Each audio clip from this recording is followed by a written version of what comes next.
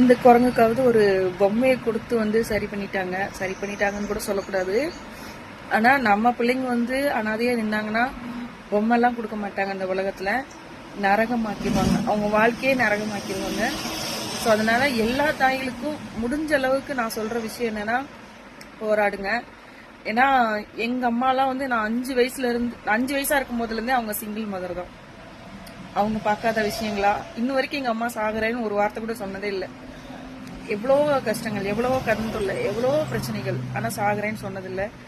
நான் சொல்ற விஷயம் ஒண்ணுதாங்க, நம்மளை நம்பி வந்த உயிருங்க அவங்க.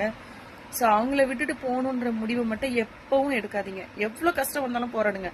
லைஃப் பிடிக்கலையா அதை விட்டு வெளியில வந்துருங்க. வெளியில செல்ஃபா நீங்க உங்களை நீங்களே மோட்டிவேட் பண்ணி நல்லபடியா வாழுங்க. அதை விட்டுட்டு பிள்ளைங்களை அனாதையாக்கிட்டு சாகிறதுங்கிறதுலாம் நான் கோலத்தானன்னு கூட சொல்ல மாட்டேங்க. துரோகம், மிகப்பெரிய துரோகம்.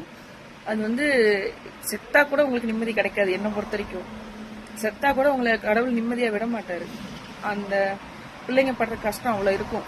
இந்த குரங்குக்காவது ஒரு பொம்மை கொடுத்தாங்க, நம்ம பிள்ளைங்களுக்கெல்லாம் வாழ்க்கையே இல்லாத மாதிரி பண்ணிடுவாங்க. ஏன்னா அப்படிப்பட்ட உலகம் தான் இது.